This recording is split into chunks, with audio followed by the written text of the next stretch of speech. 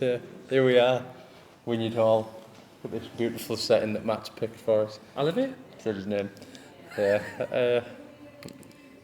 Before I let you introduce yourself, I'm going to give a shout out to the manufacturers of these beautiful Daisy Arts and Crafts gin glasses.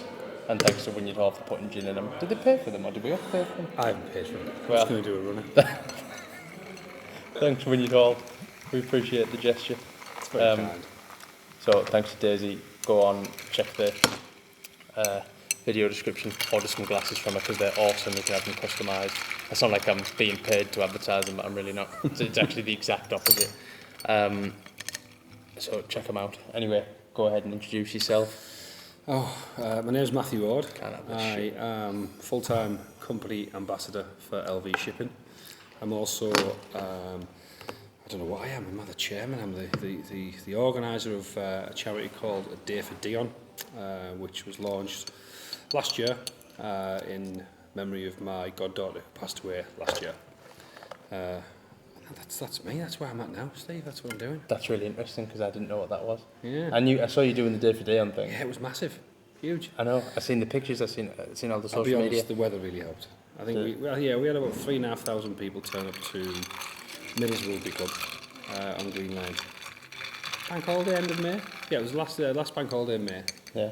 I think we had down 1,500 people were going to attend. We had like It's a Knockout. We had, well, you've seen the pictures. There was loads of stuff going on. Yeah, cool. And we stopped clicking at 3,500 people.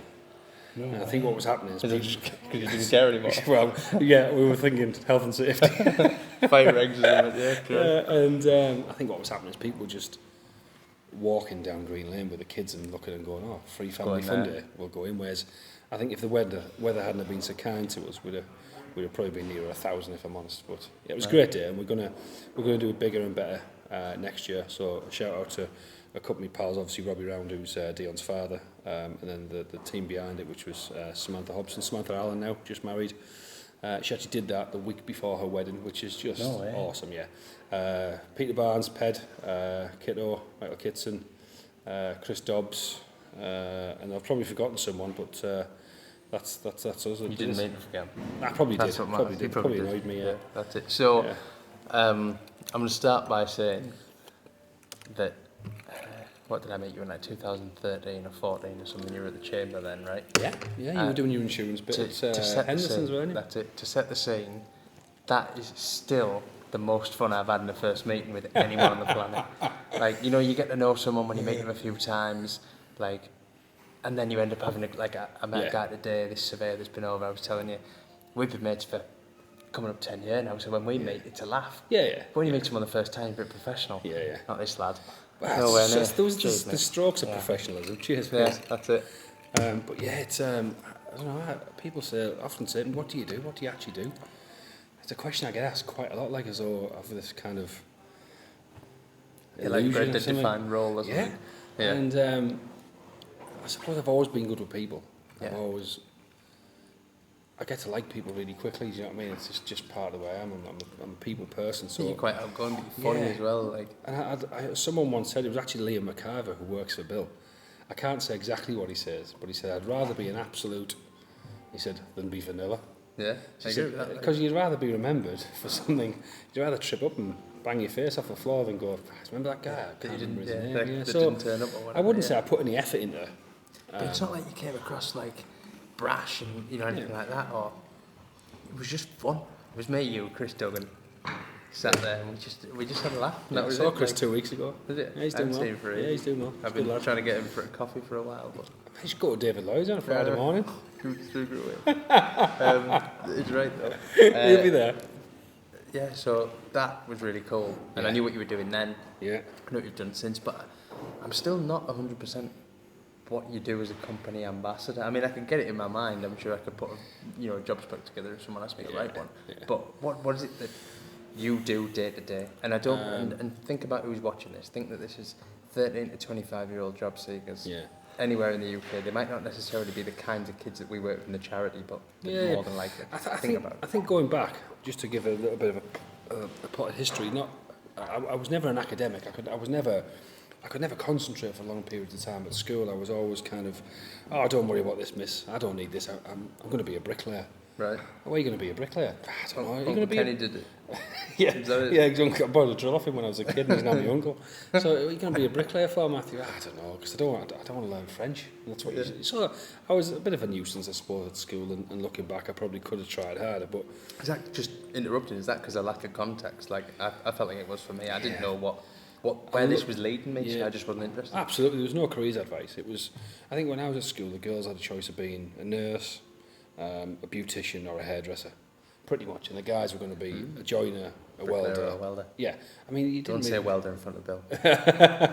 Don't call him a welder. How long has that taken? It hasn't taken 4 minutes to mention Bill, and Bill said to me, see how long it'll take. I think we're 4 minutes in, Bill, so well done. So yeah, it wasn't never something I was stressed about school. I was never worried about my exams. I always got by. People seemed to like me. I got on with people. I had a lot of friends. So in my head, I was utilising the skills that I utilise now in work back then. Got my exams. I can remember not being phased at all and not doing very well, C's and D's and God knows whatever else. Go into that. How not very well is not very well. Oh, I mean, my top grade was a C. That was in geography. Maths and English. Just thinking about context in today's D's, environment. all D's. I think I got one. I got a U in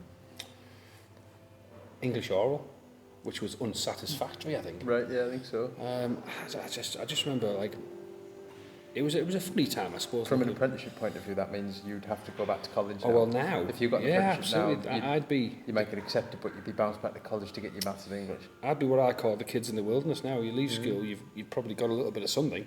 Yeah.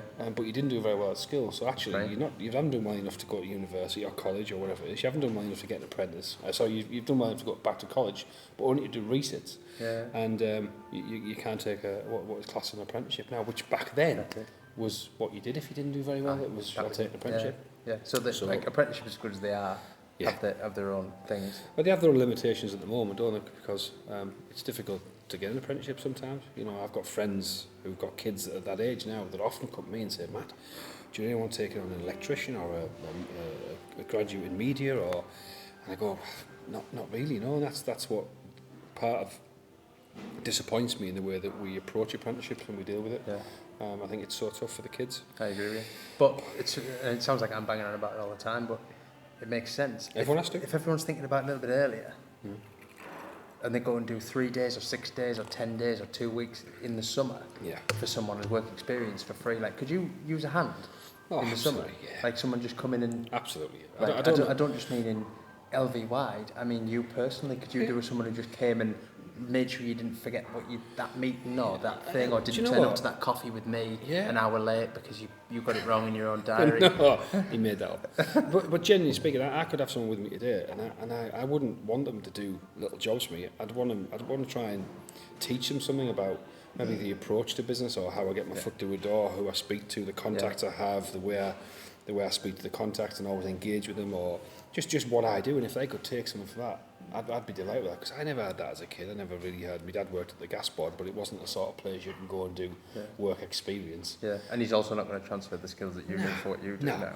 So I just think anyone that can do anything just to even enlighten the kids that are probably age, I'd say even younger. I'd go as young as like 9, 10, 11. Yeah. Forget it when you're a kid and you're drawing rockets and you want to be, I don't think really you're at the stage of your life where you're making them conscious decisions as what you want to do. But when you get to 11 and 12, you start there thinking, well, what do I want to do? And I was always, I'm going to be a footballer. And then they invented these things called women empowerments. Oh, disaster. And I was more interested in them. Disaster. I got a bit chubbier, and then and I was never that good. I always scored goals, and there was lads in my football team that went on for relatively good professional careers that were a lot better than I was. Yeah. So I quickly realised that I was never going to be that good. Yeah. And they never really. It's not a living they have now. It's just what they did back then, and it probably paid them fairly decently. I think that for me, there's always a balance between ambition and self-awareness. Yeah.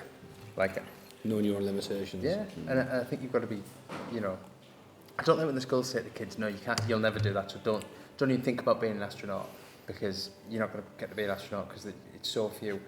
If you're in pursuit of being an astronaut forever, even if you're working in Tesco and jumping about and trying to get jobs so you can get in and around, and you end up one day being the guy who hands the astronaut his helmet before he gets on the rocket. Yeah. Like, if you're in pursuit of it forever, I think that's great. Yeah, absolutely. You've always got to have ambition and dreams that you live up to, and I think it's gone back to when you were a kid, and it depends how you're brought up. And I do worry about there's a bit of a generational sort of age that have seen their parents.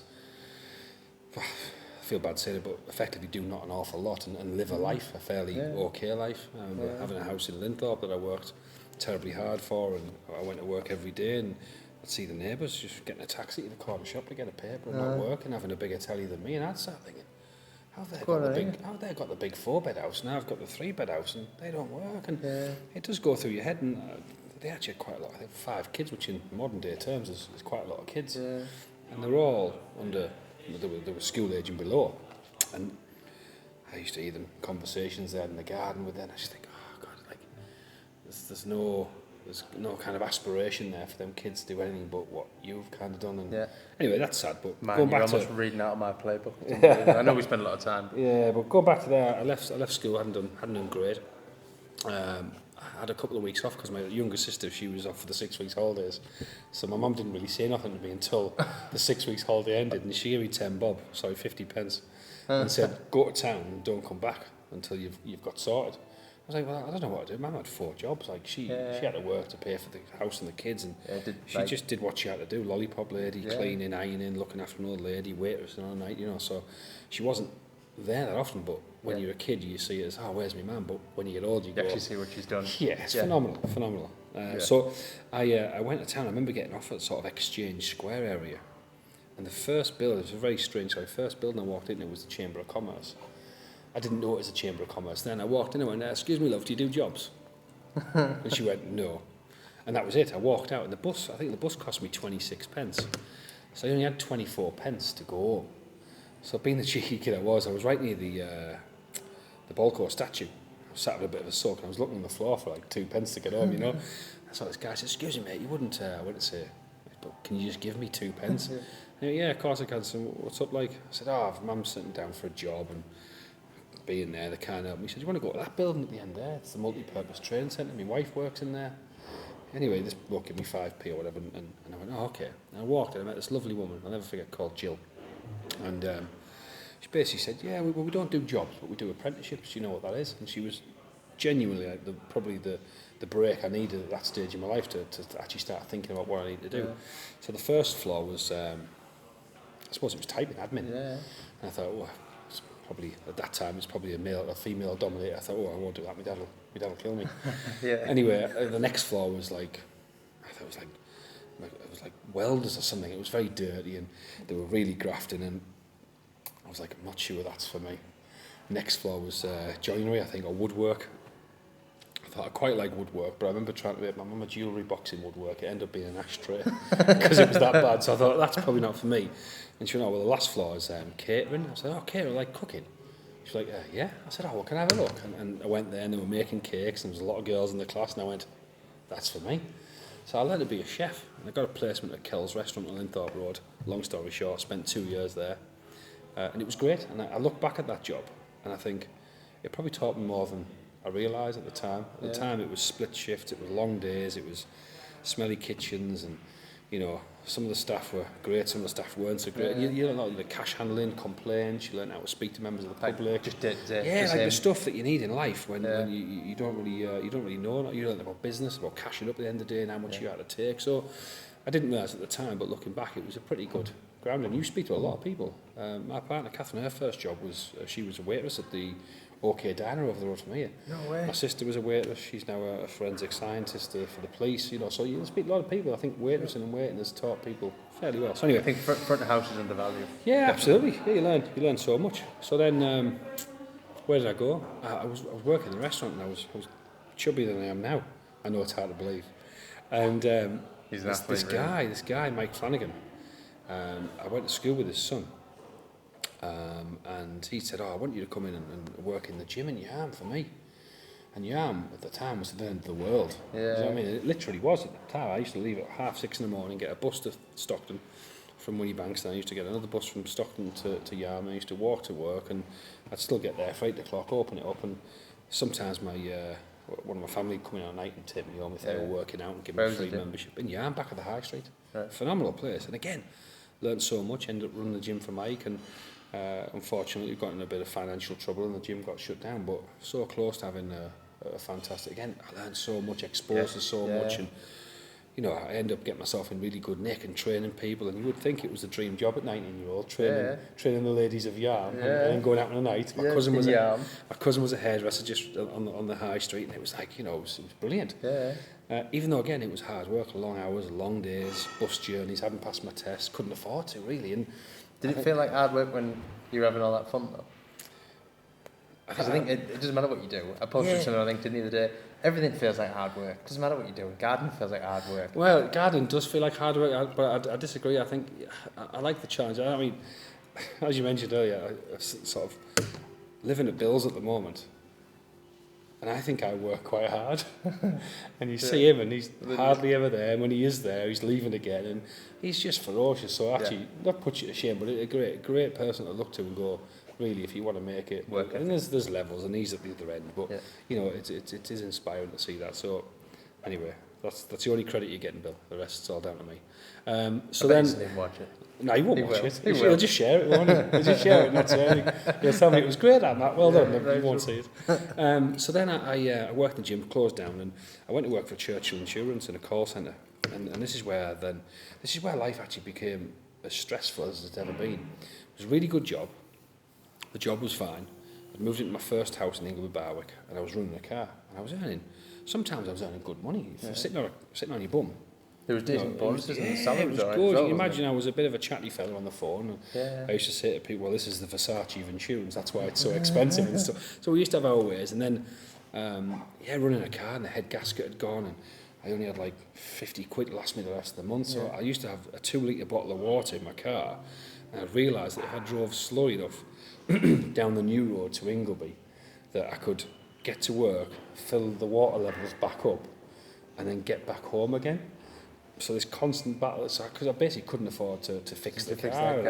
You're in such a pickle. You've got a couple of credit cards, you've got a little loan, so actually you're left with like maybe 200 quid a month to get your food. Before you realise you're an adult. Yeah, and then proper one, full-fledged. And then you start looking. Would you advise anyone to do any of that stuff, credit cards? No. Yes and no. I don't want to get into I think it's a life cycle, isn't it? I don't want to get into finance, but so many people I know. The reason I'm getting at that, I'll clarify the point I'm making. So many people think that's what you should go and do because you want to live this life and your income's at this level, and so it makes sense for you to dabble a little bit. And I think if you do that's where it happens. Yeah, you've got to be sensible. I know a lot of people that are really sensible with money, and I wouldn't class myself as being sensible with money, but I'm well on top of everything that happens in our house. I know what goes out on what day and when. But that's taken, well, I'm 39 now, so it's taken effectively 22 years since I left school. And I remember I got my first loan from Yorkshire Bank for a girl who I went to school with and still speak to, actually, from Yorkshire Bank. And I'd borrowed, I think, 250 quid loan, and I was paying like £12 a month back over however long. And that loan ended up being $7.5 grand, and trying to consolidate with Barclays 10 years later. And the reason I did it is my older brother Danny, he was in the army, so he'd come home, we'd have great weekends out, as you can imagine.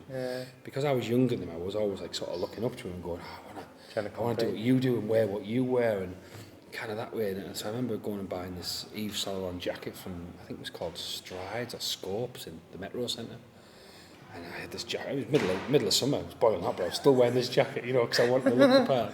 And that loan ended up sort of taking away 10 years of my life in terms of being able to do things. And, for a jacket? Yeah, and realistically, it's a lesson learned, and now I'm very much on top of. I've never had a credit card since, and you do learn things, don't you, when you're young, but it just goes to show being impressed by your elders, which is a good thing because he is a great person, but other than that, he didn't know that I was taking this loan out, and ends up costing you long term. I've talked about it a bunch of times, like there was a time where it was all about money and that kind of thing, and flash, and the stuff I could wear and stuff I could afford, and cars and fancy stuff, and it's weird that I got to that at a young age, but it only served to make me realise that it doesn't actually matter.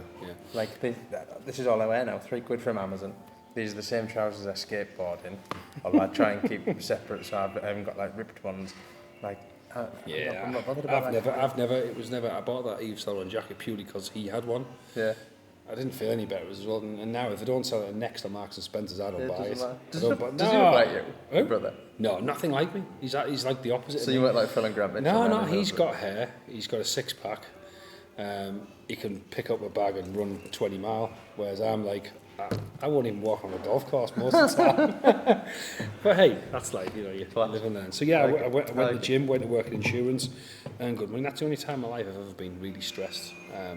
About your own? Yeah, then I got an illness, which I had a year off work with something called Clostridium difficile, which was quite bad. I went from about 18.5 stone to about 13 stone in about 9 weeks. It's like a hospital superbug.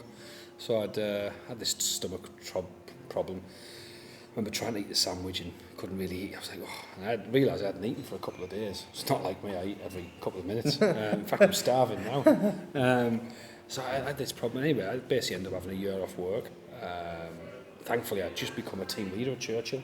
So with that contract, I'd got like a full year's full pay, not up front, but so I wasn't financially kind of worse. In fact, I was better off because I wasn't going anywhere. I wasn't doing anything. So I just moved to bought a council house, so like an old right to buy in Teesside, right near the hospital. And I was doing that up at the time I fell ill. So imagine going back to after leaving hospital to a house that's pretty knackered and trying to, so you get stressed again. So anyway, it's still to this day I'll have the issues that I've had for the rest of my life, but they're not kind of life changing, they're not life threatening. It's just a kind of control them all. Yeah, just medication, that sort of stuff. Are they tweaked by stress? Is it like? I don't know. I don't have any stress now. I stay away from stress. Yeah, well, so I do the same. I think everyone's trying to, but like. Yeah, it's a big thing, especially what about in men. If you don't get as much sleep as you should, or you don't eat right? When I don't get enough sleep, I think about Bill again. He gets about 2 hours a day. I think, well, if he can cope and he's got his job, I should be able to cope. So I remember sending him an email once about something. I was replying to his from the day before, and I highlighted the time that I'd sent him it, so he knew. So then he sent me one back that he'd sent a bit earlier on to someone else, deleting everything that was important. I've been highlighting the time for that one. This is what time I was up. Yeah, it's interesting. So so I was at the call centre. I really enjoyed it there. I met some great people. Some people. I mean, the people I've met. Mike Flanagan, for instance, was my first boss in the gym. Really, he works for Martin Gilby at Midas Claddon. I seen him yesterday. Yeah, him and his girlfriend, wife. So great, it's and I still speak to him. And Terry, actually, my first boss at Cal's restaurant, he's a friend on Facebook. Does that count? I mean, we still talk. He still tells me about how I used to eat all his profits. So I have that kind of natural way with people that, for whatever reason, they kind of like me. I get on with them. I speak to them regularly. I'll send them the odd text to see how they're getting on. I try not to forget people, and I think it stood me in good stead. Generally, you're trying to be nice to most people. Trying to help, I try and be nice to people. I try and be helpful. I can't be nice to everybody. Some people, don't deserve me being nice to them and helping them. And that is what it is. But I think that's kind of what I've seen from you is you do probably the toughest job. It doesn't matter what industry you're in. And you say toughest job, and someone got, I run the company and I've got all these mortgages that are dependent on me and all that kind of thing. So don't get it out of context. But in terms of what you do, you've got marketing is what it is, sales is what it is, but you do this weird thing in the middle, this business development thing, which doesn't actually, it's totally not quantifiable. Like this is technically business development. Yeah.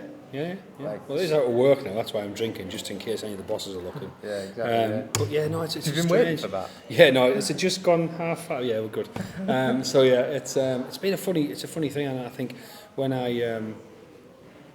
the point of the story was I'll just tell you the rest of it because I had a couple of jobs in between, selling a very niche product all over the world, which I learned how not to export right, which is effectively how I got the job at the chamber. So I was going, I know exactly how you don't do it. I know the quarantine laws for Australia and how the CE mark doesn't really mean a lot in certain countries. And I remember interviewing with Julie Underwood, who's now with DIT or UKTI, and I remember interviewing and said, look, I can do this job. So if you want someone to do this job, I'm your man for this job. I said, because I've got all the pitfalls, and that's actually what you're getting at here. You're trying to help exporters export better, export right, and it's first time. And I said, and we did it without the assistance of the chamber or DIT. and therefore we got a lot of it wrong. So I was a case study effectively for the job, and I got the job, and I was there for 5 years, and that's really where I think the likes of James Ramsbotham and Julie Underwood and Brian Dacres definitely saw the ability and potential in me to be the person that kind of leave him, let him get on with it. He will do it. He'll do it his way.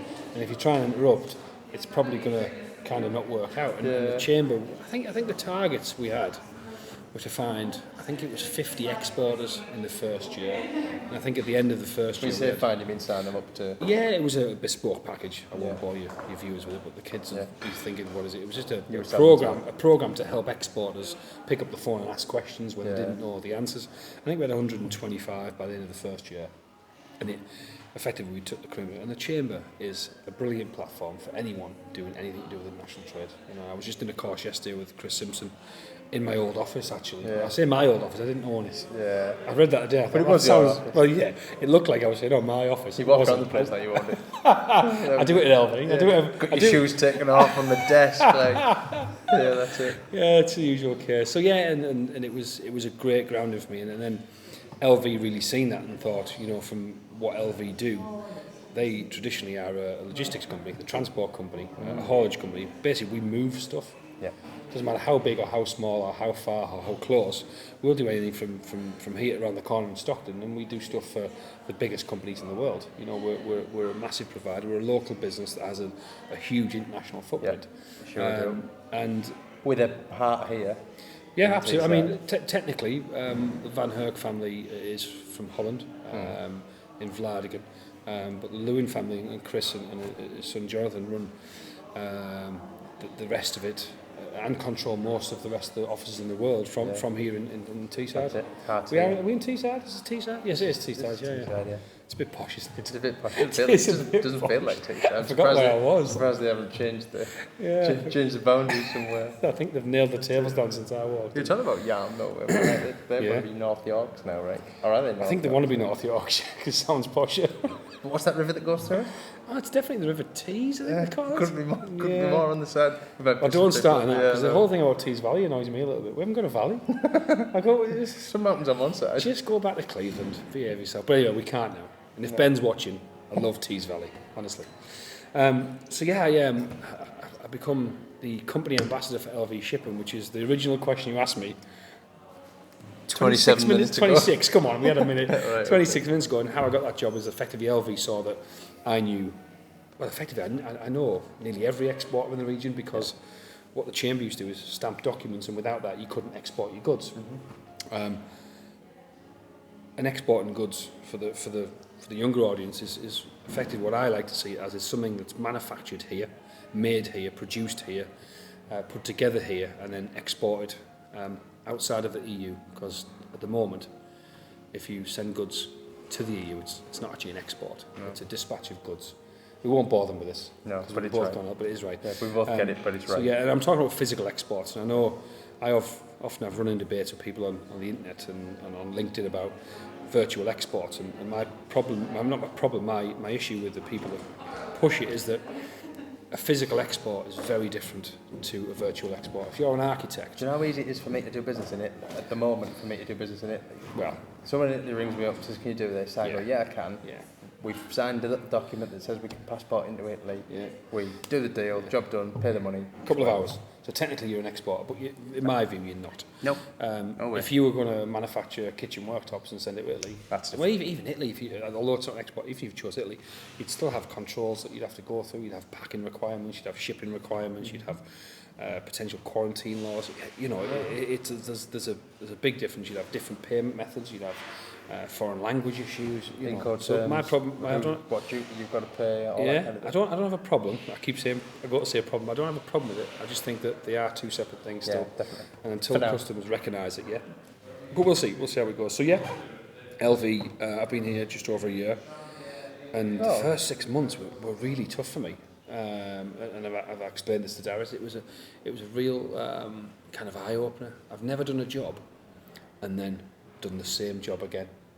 So whenever I've done something, so you've got to go from a waiter to a fitness instructor to an insurance advisor, call centre worker, call centre worker to a mortgage advisor, to selling property overseas, to selling a bespoke product overseas that I knew nothing about, to then working for the Chamber of Commerce, to then having a recruitment business, to now being... This is the only one that has a similarity in terms of working with the same clients that I work with at the Chamber.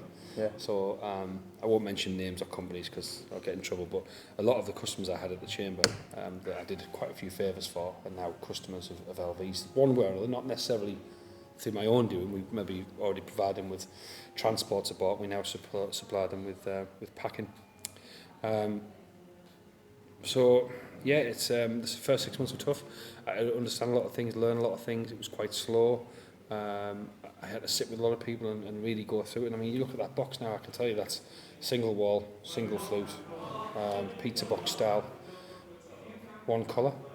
One colour? One colour, but I couldn't have told you that 6 months ago. There's a lot to take in. Do you want to show them? You could tell it was one colour. Look at that, one colour. It's white, isn't it? Even you could, yeah. He's awesome, Matt. So, so effectively LV own a company called, what's called Valenbeck, it's now LV Valenbeck, which is an export packer. Yeah. Do they know the BBC? Which is an export packer. So we make the cases and the containers, the crates, the pallets, the cardboard boxes for many of the exporters that I used to deal with. So in essence, that's the majority of my role is with LV at the moment, looking after that business, making sure we continue to grow, making sure we do it the right way. And at the moment, is that right? Yeah, we're in Wynyard. That's definitely real. I've been mahogany or teal. Yeah, that's it. We're in the right lines. We've improved our turnover, improved our profits, and the business is going really, really well. So that's good. That's good. So you can drink for a bit now. I'm going to ask you a couple of questions that you can do a short answer with.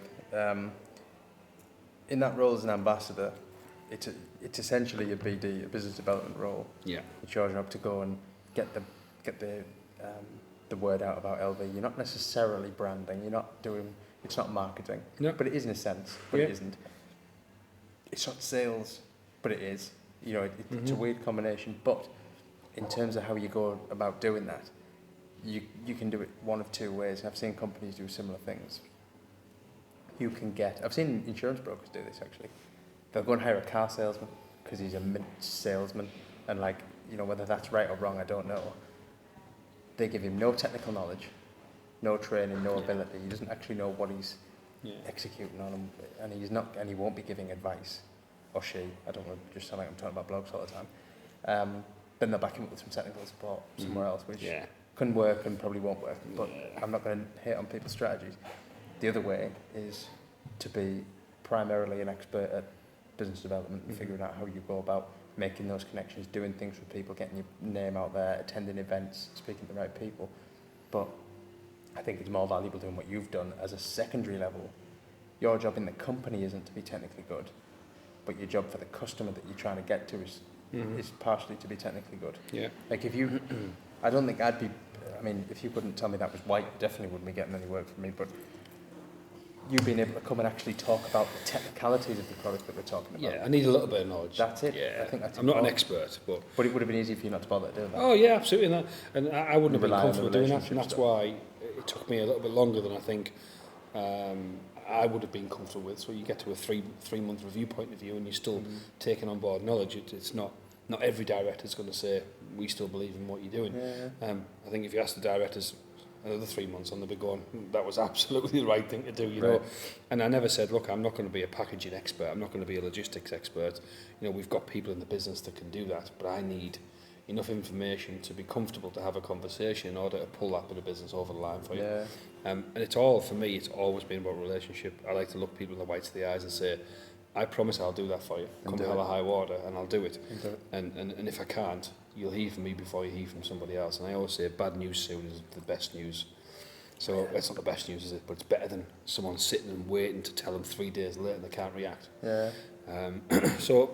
With logistics, you can never guarantee anything. No. Tsunamis, earthquakes, you can't guarantee anything. No. You know, if there's a crash on the M1 and they shut the road, we can't guarantee you're going to get there in time. So anyone that sits in front of you and says, I guarantee this is what we'll do, just kick them out your office. Yeah, dead right. Yeah, I agree. So in terms of you've come through all that pathway, exams hasn't been a huge issue, a huge thing, whether or not you could do it.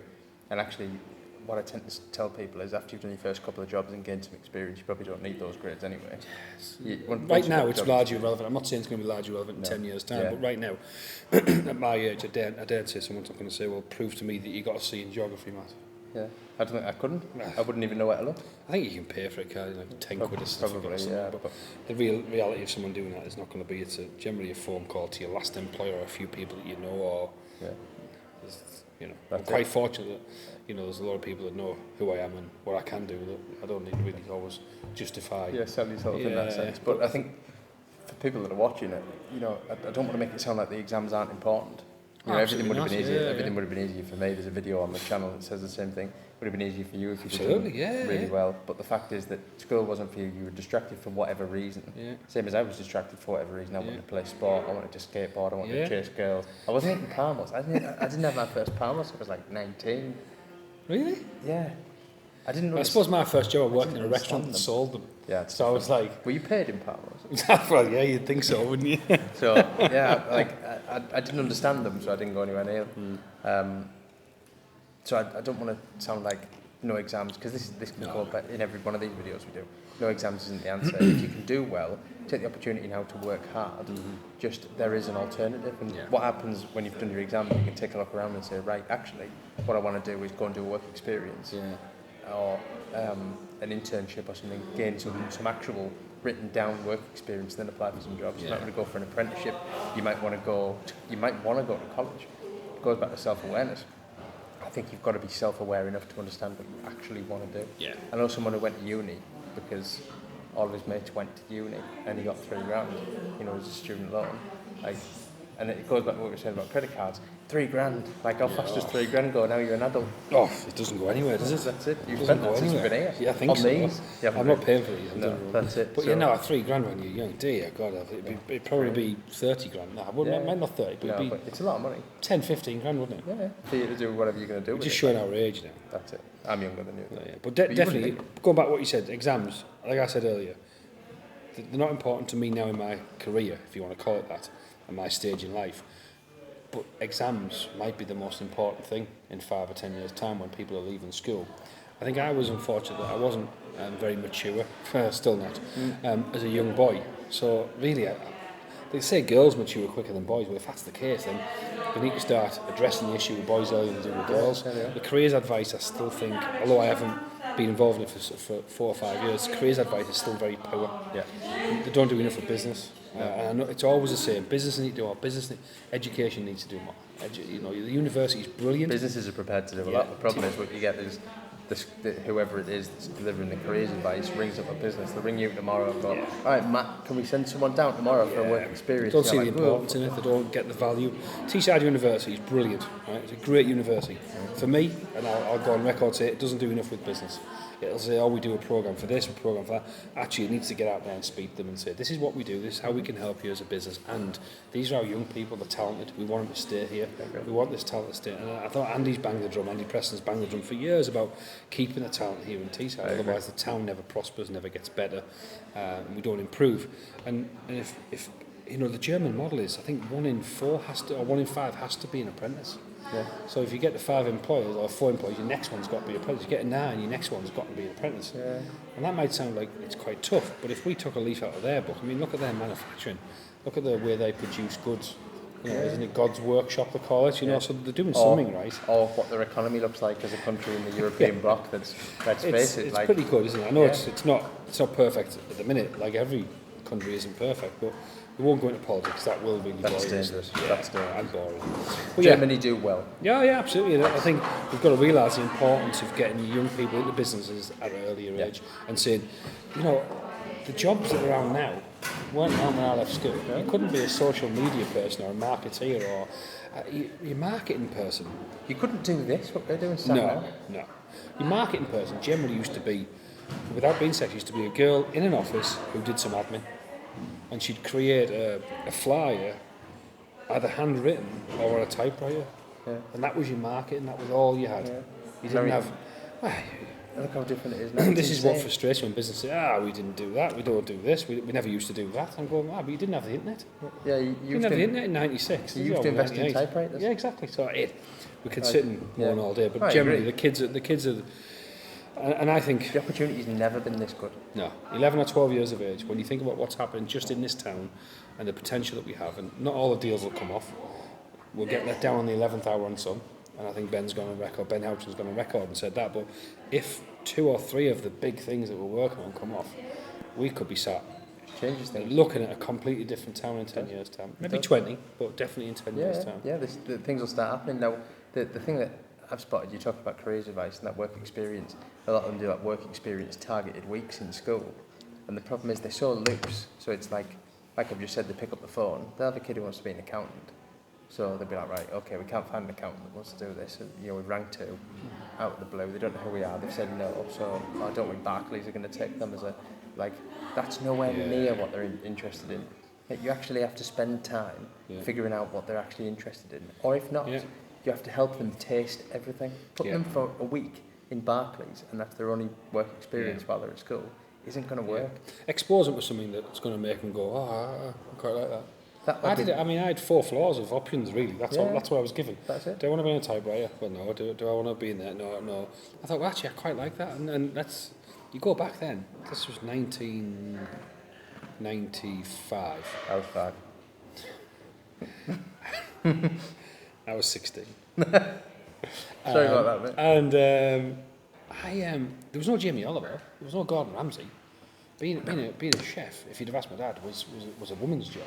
Yeah. There weren't There'll have been loads of male chefs. There were cooks. Yeah. But nowadays, it's quite a trend. I'm not saying I set a trend. Yeah, that's it. Yeah, I give Gordon Ramsay a shot in the arm. Yeah, that was it. You come up with that naked chef idea for Jamie Oliver, didn't you? That was it. Pucker pies. I give. No, That's but it. joking aside, it wasn't an industry that any of my friends did. My friends were welders or joiners, and they still are. Lads jobs. Yeah, they proper work for a living. That's what I always say. People say, Matt, you left early, you're in late, you do this, you're there. Well, it's not hard, is it? It might be hard for some people don't like the social aspect of what some businesses put upon them. I'd get up and talk to, and I have done, rooms of thousands of people. I walk into, for instance, Tees Valley Business Club, and I'm relaxed, I'm comfortable. Yeah. Some people aren't, but that's just... They'll be better at other things that I'm not good at. So I really feel like admin for me. I'm awful at admin. I'm all right with it. I'm in this disgusting place at the moment where we're a small team up in Durham now, where in that same business we've had people for years who did everything else for us, compliance, marketing. Oh, you've dribbled. I don't think you can pick it up. You can't pick it up. You can't see it from there. So just do that. It's just a bit. But I've always had, there's always been people around that could do those tasks. And now, I'm doing a manual bordereau at the end of every month, and every month it's wrong. It's because I'm not very good at admin. I'm just checking to see where I left my bag. I think it's still over. Oh, is it? I've got it. I stood near it. Health and safety issue. That's it. So where was I going to go there? I want to check up what we're like on time, because I don't want to overrun. I think there's 2, that's been right me as well. There's 2 questions I always want to ask at the end. They're always really important. But I think, before we get to that, I just wonder about coming out of school, knowing what you did with your GCSEs and that kind of thing, and understanding what because presumably you were always an outgoing lad when you were younger and that kind of person. Did you realise you were deliberately playing to your strengths and ignoring your weaknesses? Because you're from a generation, my generation caught it a bit. Yeah. My age and a couple of years older, you're a fair bit older. Do you mean like, was I hiding behind my character in order to kind of not take something that I was forced into? No, I don't mean that. I kind of mean the exact opposite. So a lot of your generation, certainly your parents, will have been told the thing that they're supposed to do with their lives and their careers is round themselves out. So if they're strong at this and weak at this, they're meant to get better at the stuff they're weak at. So they become like a fairly round, middle of the road type thing. I think what my generation is starting to realise, and the younger people, is actually you can ignore the things you're weak at, figure them out later on, focus on your strengths. Did you, firstly, were you focusing on your strengths with the decisions you made? Secondly, did you realise you were doing it? Yes and no, I think. So I think, yes, I did. I wonder if you think you'll pick that up. Yeah, you will. Mike's good. It's all right. It's going now. Good venue, this. I like it. It is, yeah. Something's always happening, isn't it? Where were we? So did I choose? Yes for the first one, no for the second one. I don't think that. I almost felt like I was playing devil advocate. You know, the SATs came out the first year, so I was the first age group to choose SATs. I deliberately chose French for work because my teacher said, you're not very good at French, and if you do French for work, you don't have to take an exam. So I was like, easy way out, and that's the options I was given. You know, I was good at PE, good at the football, good at the I think the classes where I had a good engaging teacher. I was good at geography, Mr. White, brilliant, my French teacher, Mrs. Wrigley, brilliant, and it'd be like, this is a rule of what is it in French, and you pass it round and the regular and all that kind of stuff, whereas the rest of it, like history, I had a blackboard that height of this roof, and she just go, right, today you're just going to copy off that board. Yeah. And I'd be like, some of the really? teaching styles, It's no wonder you got bored. So teaching needs to be more progressive, a little bit more advanced, a little bit different. You see them on the telly now on these that Yorkshire programme with the teachers on there. I can't remember what it was called. Educating Yorkshire. Brilliant, brilliant. We want more of that. We want more. Oh, this crap about entrepreneurs. You've seen Doc Spencer, right? Doc Spencer's at... he's a person here. It's not a TV show. All right. He's not like Doc Martin. He's been like second or third or first best teacher in the world or something over the last couple of years. What, he's in the region? Yeah, he teaches biology. I think I'm almost certain he's either at Middlesbrough College or Teesside area. I'm going to hunt him down. You can find him on Twitter. So what we'll do is we'll tag him in this and tell him that we want to meet him. So I know a few people who... He used to teach at Bede in Billingham. Okay. So I know a few people who had him, and everyone's like, he's the raddest teacher ever. Class. But Bede was a little shitty college and no one really noticed. Yeah. But now he went to Dubai and picked up an award the other week. And I bet you good on him. I watched a video, I think it was like a Teesside podcast with Andy Preston. I don't know if you've seen it. I watched it in the garden. I was just going to say it. No, it was in the office. No, I was in the garden. Oh, you were? Okay. And it says, Andy said something that made me laugh. He said, all these people that call themselves an entrepreneur or a maverick. I think he said, didn't he say they're all tossers? Yeah, something like that. Yeah. And I laughed because I said, you know what, he's right. Like that doctor there, or whatever he's got, that teacher, there's no way he thinks he's an entrepreneur. If you call yourself an entrepreneur, honestly, you'll give yourself a good slap in the back. Yeah.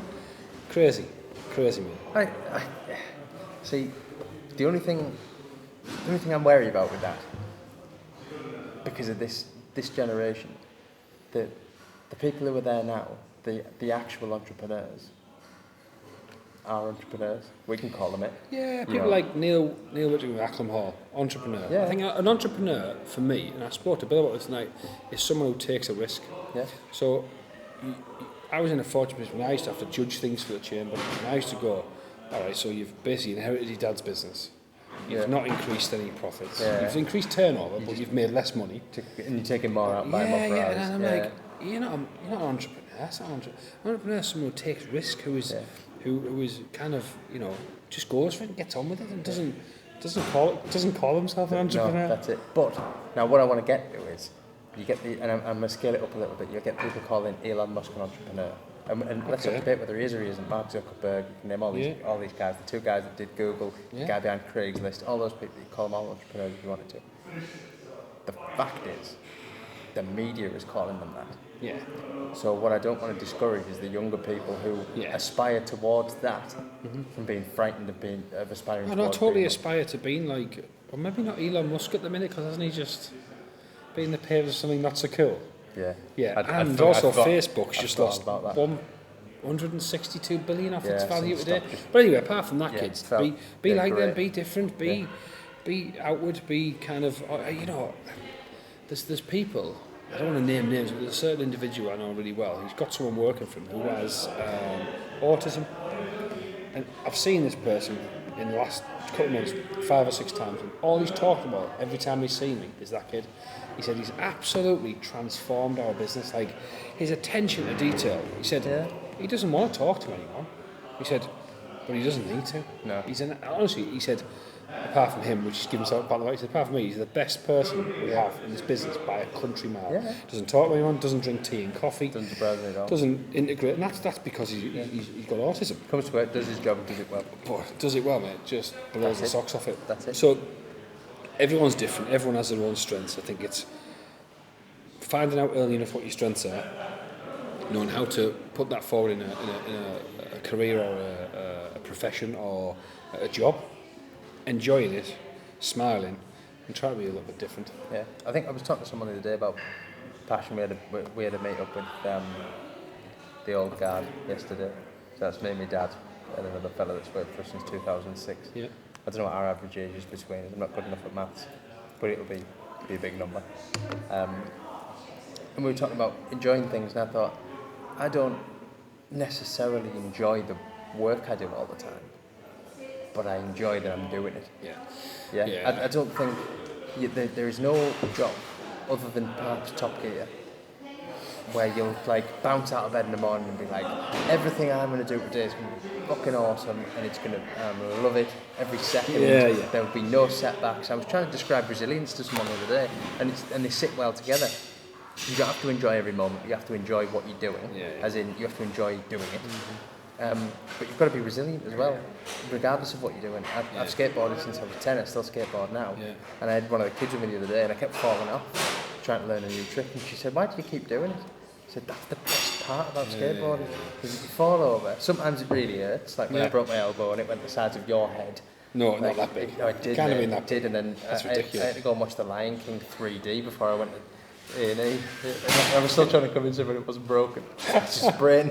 Right there, it's a swell, but I got Badly bruised. No, it was bad. But you're right. No, resilience is a big thing. I do enjoy work. I said to you earlier that the first 3 months were really tough, but it just made me work hard. And some people adapt. Some people are different. I get, if someone says you can't do it or you won't be able to do it, love it. He'll never do that job. Love Get on me. Like the heckles are up. I'm ready. And bouncing. That's and me. That's me. Like tonight I'll sleep well. I'll go and see my girlfriend and we'll do tea and all that kind of good stuff. And we're just moving house, so no doubt there'll be other stuff going on as well. And I'll sleep well tonight knowing that I've had a good day at work. I've done the best I can at work. I've had a nice G&T, and in a nice glass. That's how I do it. That's how I kind of live every day to day. Just get on it. Be happy. Yeah, and wherever I can do a favour for someone, there's probably many people out there thinking, actually, he's done us loads of favours. He's done that for us. He's done that for us. He's spoke to someone, put me in touch with someone. It can be like the tiniest thing, I've got one particular friend who, again, I won't name names, and every time he says, I'll never forget that what you did for me. That was massive, People like, Paul Davison, Hermes, he rings yourself, do you know anyone at Souls, or can you help me with this, Matt? And he's genuinely kind of, he's saying, no, thanks, Matt, that's great. If I ever need another favour, and I phone Paul, I know fine will it be. It'll get done. That's it. I'm going to throw one more grenade before I get to the last Go two for it. questions. Go for it. I think oh no, hang on a minute. I'm trying to decide whether I'm going to go with this one or not. I'm up for it. No, I'm just trying to decide if it's actually the right context and the right conversation we're having in.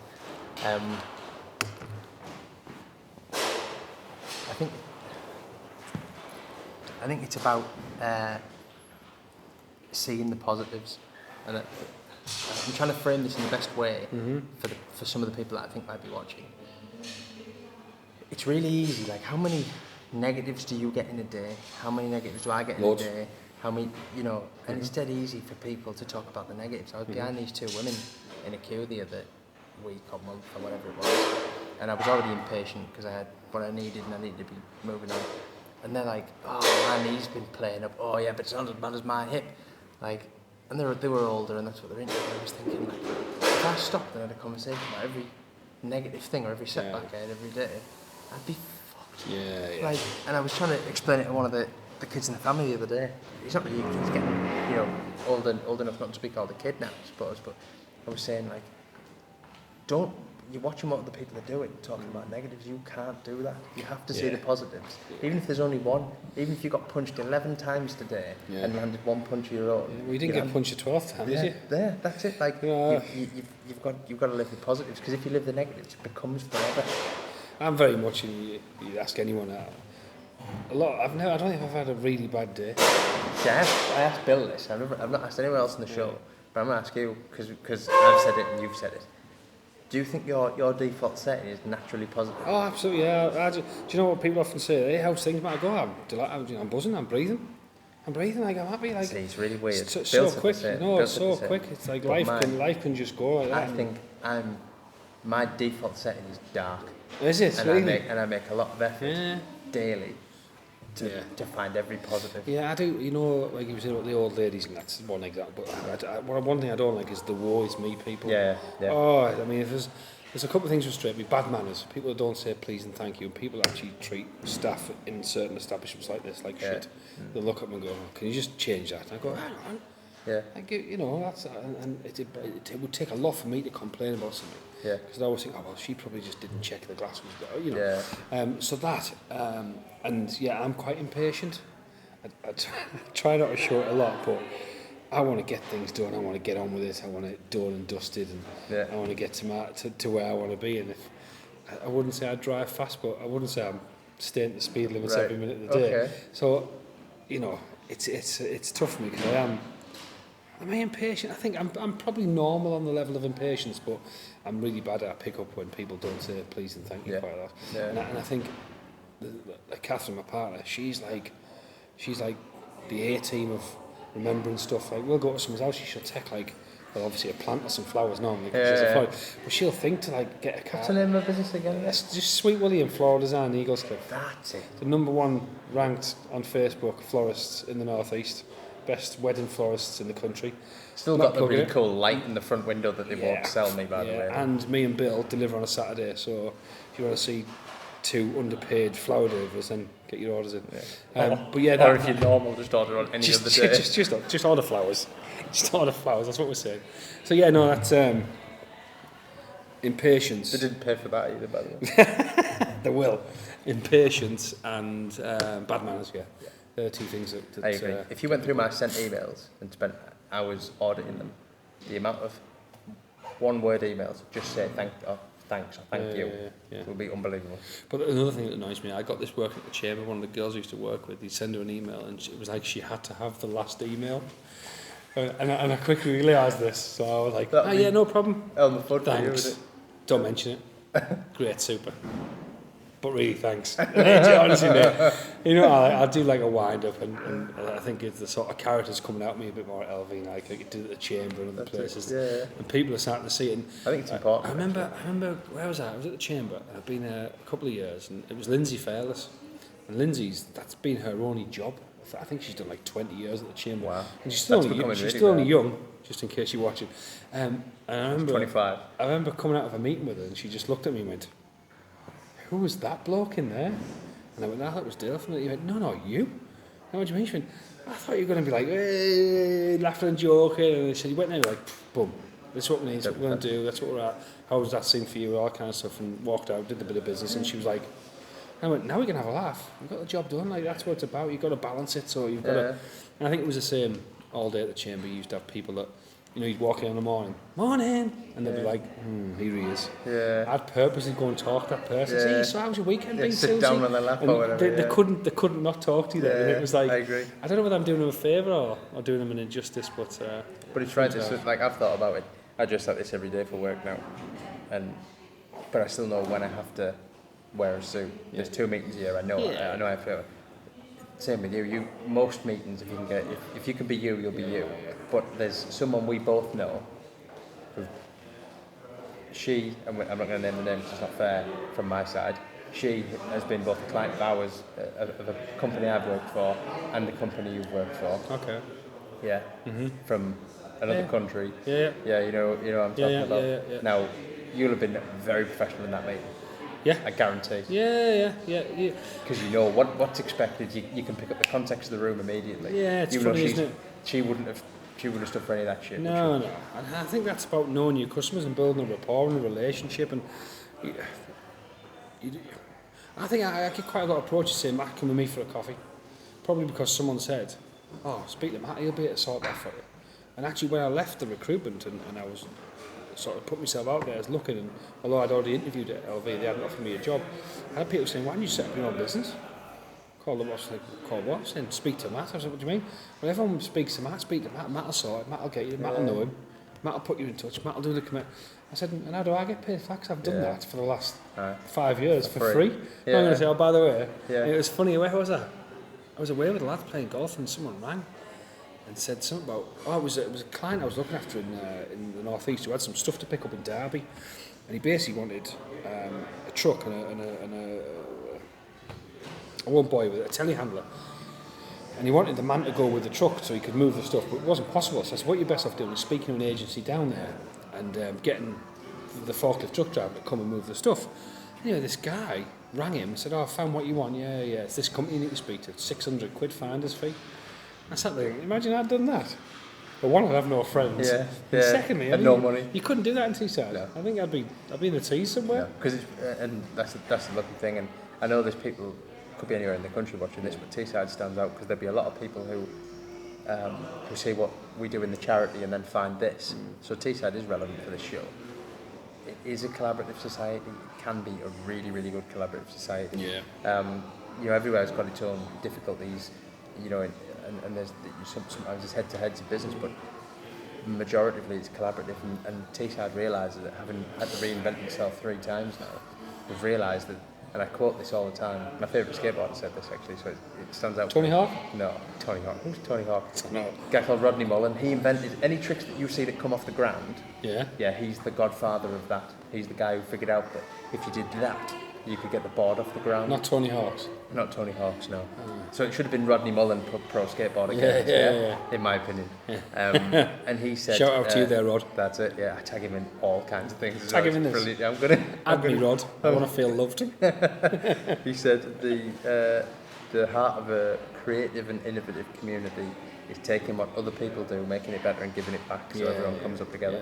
And that's very Teesside, I think. It's very what you do as well with the charity, isn't it? It's very much kind of, I know there's the side to it that is the kids aren't kind of naturally as blessed as some other kids, but actually I remember the newsletter stuff you were doing. Yeah. I remember your kids going and designing these newsletters. I was like absolutely blown away, and there's certainly businesses I know that could do with that kind of support. Yeah. And even if it's to get other direct, I mean, it's amazing. You sit quoting Bill, but you look at Bill, he never wants to stop learning. It's always like, oh, what's that? And how do you do that? And one of the most inquisitive men you'll ever meet, and that's because he wants to get better and better and better. Yeah. And you see, we know a lot of directors, a lot of people, a lot of business owners, a lot of entrepreneurs. And he said it. Yeah. Andy, don't call him enough. Tossers. They're the ones that kind of have to keep reinventing themselves, keep taking them risks. I agree. Nice one. Right, main 2 questions. Go for it. First one, as short as you can, because everyone's got a shot, and it's weird for you because you've just got the house and you're doing all that kind of thing. But you've seen that when I do the groups of kids in the charity at the start of the year, I get them to answer 3 questions. What job do you want to do? What do you like doing outside school? What do you want out of life? Now at that age, year 10 usually, what do you want out of life? That question is relevant to you. It might be a helicopter, it might be to travel the world, it might be to have a business, it amazes me how many people write down a family. I love that, I think it's amazing. Yeah. Now, what do you want out of life right now? It's different now than what it was like when you were a kid. Do you know what? Right now, if I could freeze my life at any point, I'd freeze it right now. I don't need. There's things I want. There's nothing. I'm not asking what you need. Well, if I want, I want to know what are you. Remember that Nike advert or whatever it was? Adidas. What are you in pursuit of? You're in pursuit of something. I know it sounds cheesy, but happiness for me is the most important thing. Like, I get out of bed in the morning and I look at Catherine and I think how lucky I am. I look at where I live and I think how lucky I am. I look at what I do and I think how lucky I am. I just want to continue with that. I just want to be. I always want to be a better person where I can improve on things both personally and in work life. But I think to be happy is so underrated. To be happy is it's the key. That's what we're all here for. When I lie there and I'm on my last breath and I go, do you know what? I had a great time. I had good fun every day. I had good people around me, good fun, good friends. I did certain things to excess. I maybe ate too much. I maybe drank too much when I was younger. Certainly not now. But I'm glad I did them things. And I always think there's a path you take and there's a path you don't take, and there's a reason you do one or the other. I agree. So you see fatalities, you see people successful because they've had a break. It's just about you're going to go to where you're going to go, and you just keep pushing and pushing and pushing. So for me, genuinely, I know it sounds proper cheesy. My mates will laugh at me, but just be happy, enjoy yourself. You never know when it's all going to end. I agree with you. Yeah. So that's what it's funny how many people have said that. Well, happiness comes in many forms, doesn't it? It could be in the birth of your first child, it could be in the purchase of your first car, it could be... When your new skateboard comes, I had a Turbo 2, do you remember that? No. The Turbo 2 skateboard was the opposite of a concave, it was just flat. It was like the cheapest thing out of Argos. Okay. No, we had no money. We had no money. One of them. No. So that's that one. What was the other one? Straight down the camera for this one. That's a steady stare. Where's the... Well, do you see there's how a Bill lens. did this one? He just cut me I off. told you I watched it. Oh, it's towards the end. And then at the end, I didn't see he it. just he gets to This this guy bit. just He pushes gets you to out. this bit and just goes. This is how it goes, lads. And he just got it. Oh, he's good. In like 10 words or less. Yeah. Maybe not. You can use a few more. Okay, thanks. What's your advice to any? It's broad. Yeah. 13 to 25-year-old job seeker or career seeker now. What would your advice be? Try and keep it short, not a story. Right. Do this and this and this. Bullet points. Ask loads of questions. Don't be shy. People's businesses are effectively their babies. They want you to go, can I have a look around? The amount of businesses I've been, I've won business by saying, oh, can we have a quick look around at the end? Oh, you want? Yeah, come on, let's have a look. So ask loads of questions. And the other thing is, I think it's really underrated now. Sorry, it was really underrated, but I think it's really highly rated now, is that if you print off your CV and you get yourself, not necessarily suited and booted, smartly dressed, and walk around, let's say, Riverside Industrial Estate and say, there is my CV, I've done a little bit of research, and even if it's the receptionist, even if it's the cleaner, even if it's the MD, just say, I really want to come and work for you. I think I've got the skills to come work for you. I'll come and work for you for a week. Will you give me a chance? And I guarantee, you look at what's on that industry, Martin Gilby will give you a job now. You a young kid walking there and said, come work for me for a week, you go, right, Monday morning, be here 8 o'clock. And I could name dozens of others, and I think Keith would do it. Oh, Keith may do it, yeah. Andy Preston would do it. And the best thing about that is, if you send it as an email, loads of people. How easy is it to ignore an email? It is, but if you go in, whoever the receptionist is, I don't know who's at Keith's place. Let's say there's Joanne. His daughter, Lucy. A reception. Well, she's the person in the office that you would speak to first. Yeah, she's all the accounts and everything. Okay, she effectively runs that business, not you, Keith. Right. So yeah, exactly. So you'd go in and maybe you'd speak to her, and she'd go to Keith and say, "Oh, some lass has just brought this in." She'd be impressed herself. Yeah. How often does it happen? That's how we used to get a job. And I genuinely think that's a genuine. And you got overwhelmed there, and then when they started coming in email, it might have been easier. Yeah. And it comes around, and it depends on. You have to give some thought to where people's attention. Ask questions. Oh, people. If honestly, someone messages you on, because you're pretty active on Twitter, from a business and personal crossover. If someone direct messages you on Twitter, some 13 to 25-year-old that sees this show and goes, Matt, I really want to get into transport and logistics. What are the 3 most important things I can do? Like, it wouldn't take you 2 minutes to say get in touch with you come and see me tomorrow. Yeah. Come and see me in the morning. I'll give you half an hour of our time. I'll show you around, introduce you to a few people, and they'll probably tell you what to do. Yeah. Genuinely, that's what I do. And the chances are, if they said, I can't get there, I can't afford it, I can't afford it, you pay for them, I'll pick them up. Maybe you're not allowed to pick them up, it's different nowadays, but you could say, I'll get you a bus ticket or whatever. Get a taxi and we'll pay it when it gets there. So ask questions, and I'm saying be different, but just have that approach. If it's a job you want, a company you want to work for, get yourself dressed smart, have a shave, and you girls. And that was a joke for the kids, by the way. And get out there and do something. Speak to them. We're going to have to finish now because some guys playing the piano in the background. Now, first of all, or last of all, was this the best gin and tonic you've ever had? And did it taste this good because of this glass? It was a very average gin and tonic, I must say, that was made to taste exceptionally good by this amazing glass. Yeah. We do get to keep these, don't we? You do. I don't. Do you want it? No, I'm joking. You can have it. I feel embarrassed now, it's on camera.